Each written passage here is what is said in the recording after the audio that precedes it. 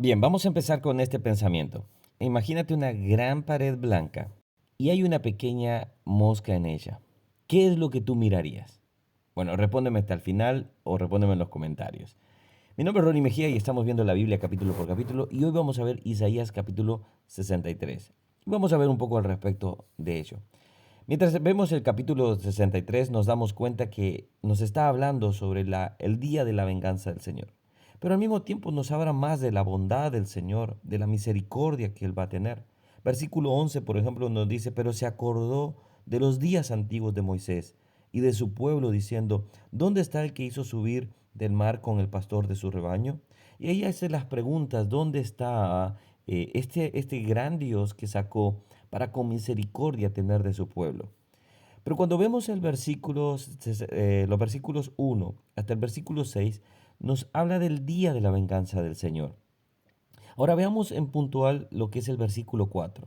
Porque el día de la venganza está en mi corazón. Ahora fíjate bien lo siguiente.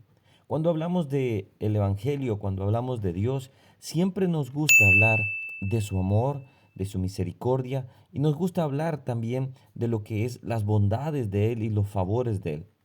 Pero muy poco se está hablando de los días de la venganza del Señor. ¿Por qué? Porque no nos queremos enfrentar a ese juicio, porque no queremos enfrentar a las personas de ese juicio que un día vendrá. Ahora, cuando hablamos de esto, sí, claro, estamos claros que Dios es amor, Dios es misericordioso y todo, pero va a haber un día en el cual Dios vendrá y hará justicia. Y esa venganza será por aquellos redimidos, aquellos que han sufrido también. Ahora, cuando vemos todo el contexto, nos tenemos que dar cuenta que nosotros debemos de predicar todo el mensaje, no solo una parte, no solo lo que nos gusta, sino todo el mensaje, para que cuando hablemos con las personas sepan y cuando tú escuchas, sepas que habrá un día de la venganza.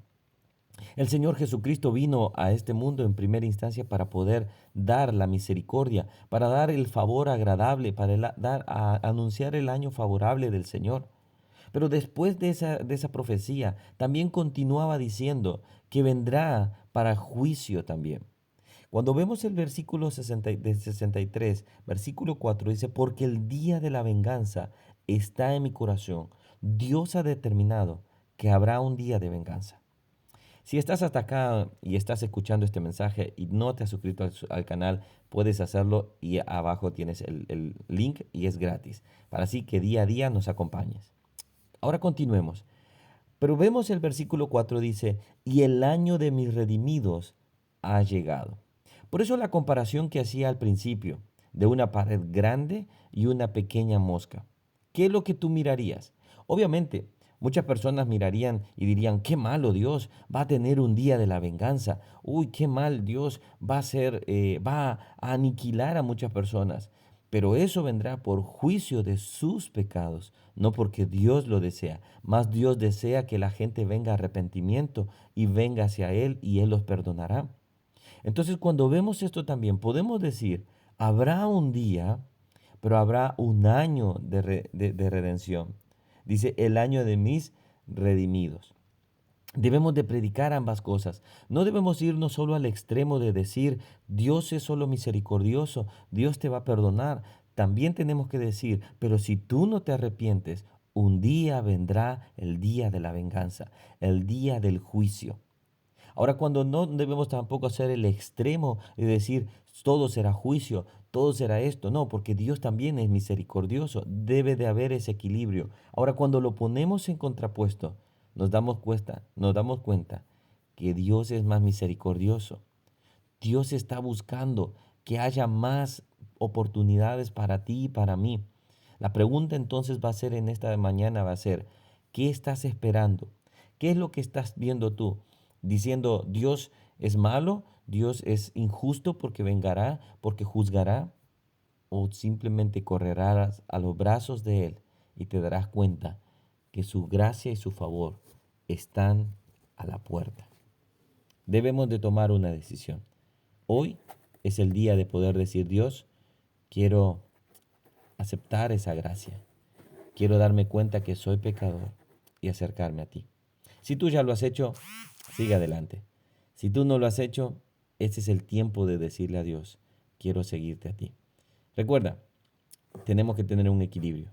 El equilibrio es predicar todo el mensaje, no solo una parte.